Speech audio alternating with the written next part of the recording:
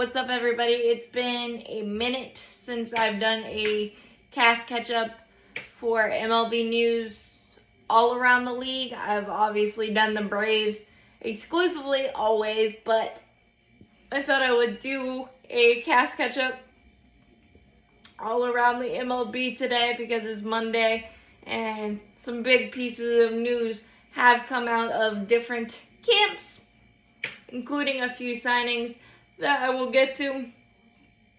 But significant injury news out of the NL East. Frankie Montas signed a 4-year deal with the Mets early this offseason. Has not been throwing and has been diagnosed with a lat issue and will not be throwing for at least 6 to 8 weeks, but there is no timetable. So June maybe for Frankie Montas. I was skeptical on the deal anyway. Stats-wise and performance-wise, it's been very inconsistent. So this is not exactly the first impression that Frankie Montas wanted to give his new team. But of course, speedy recovery because nobody's trying to get hurt or anything. But that's just how it goes. So it may open the door for a Quintana reunion for the Mets or something bigger. I don't know. But there is that. Mike Trout is finally moving to right field. I guess better late than never to try to preserve the rest of his body's health. He's just been ravaged by injuries. Really unfair and really unfortunate for baseball. So hopefully this move will lessen the strain on his body that center field presents.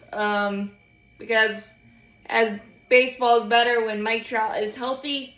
So I definitely appreciate this. I think it's a little, maybe 3 or 4 years too late, but again, better late than never, and best of luck to Mike Trout on a healthy year and maybe scare some people in the AL West, or at least be pesky and more competitive, because the Angels have done some nice moves this offseason as well. So there, and I'll stick with the Angels. I know this has been a few days, but like I said, I haven't done an MLB all around. So Anthony Rendon having hip surgery and no timetable. Whew.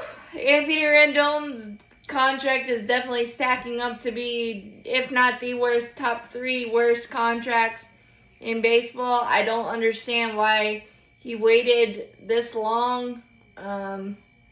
If he knew it or he didn't know it, but we know his stance on playing or / liking baseball, so it's not necessarily the best look ever. But and the Angels compensated by that by signing Yohan Moncada to a 1-year, $5 million deal. So we'll see if he can revamp his career. But Anthony Rendon certainly is not, but he's at least still collecting the bag, but definitely hasn't played a lot. I think there was a stat that Ted Williams played more than in World War II, when World War II was going on, than Anthony Rendon has in his Angels contract. So definitely not a good look there. So there you go on that. And then you got Giancarlo Stanton. Status for opening day definitely up in the air. Hasn't swung a bat in 3 to 4 weeks. Giancarlo Stanton's body is very disproportioned and weird. So he's struggled with anything and everything. Obliques. Just general pain on this one. So we'll see Giancarlo Stanton's status. Marcus Stroman definitely not making friends in Yankees camp, or putting a little bit more stress on Aaron Boone than needed this early in camp, with not showing up early even though he technically was 2 days early from when you needed to report, but the standard now is everybody reports really early to get acclimated, the allergies, all that stuff, and just get raring to go. And Marcus Stroman did not do that. And also saying that he is a starter and only a starter and will not even consider going to the bullpen. I've made my feelings on this very adamant. I know people think that the Braves need some starting rotation reinforcements, and I would rather stand with our young guys and the patchwork than add Marcus Stroman. He just gives me, he just does not give me the warm and fuzzies, as I like to say. So the Marcus Stroman problem, hopefully it won't linger for the Yankees. They got a lot of veterans and things of that nature, so it might be fine, but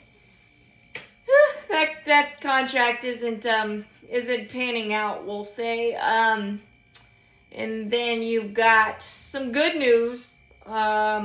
The Royals inking their ace Cole Riggins to a 3-year, $13.25 million contract extension.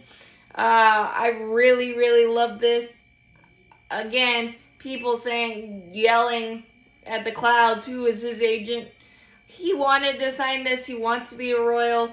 Takes 2 years of his arbitration out of the picture. That's really good for the Royals as the rotation cornerstone. There's no reason to be mad about this.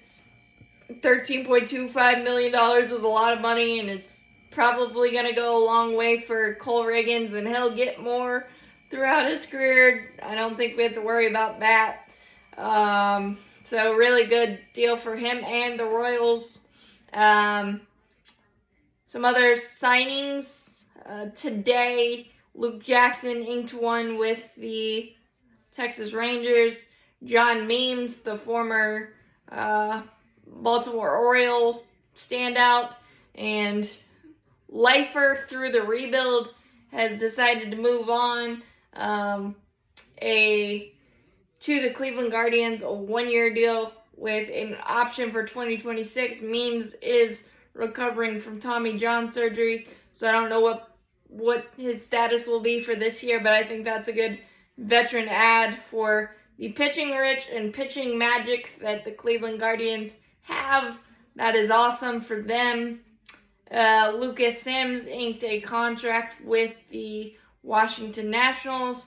Lucas has been very, very up and down. He's either really good or it kind of eludes him. So if he can find some consistency on a low risk, high reward deal for the Washington Nationals, I think they're going to be super pesky this year.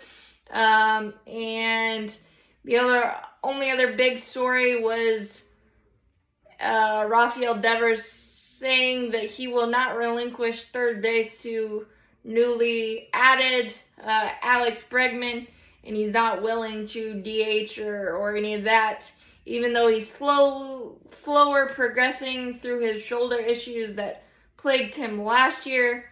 He's not throwing completely, I believe was the report, so we'll see how that plays out. But once again, there's only one ball baseball, and there's only 9 spots in the lineup, so Alex Cora will probably handle this fine, and it won't be a thing, but I don't think that's what you want to hear after the Red Sox putting together a very, very solid offseason, in my opinion. But I think egos will be put aside and everything will be fine, and winning cures everything, and I think Boston will be fine. Obviously, Alex Bregman at second will be interesting, given the Red Sox top prospect is a second baseman, so we'll see how all of that plays out. But unnecessary drama maybe, but also pride, and Rafael Devers is a solid third baseman.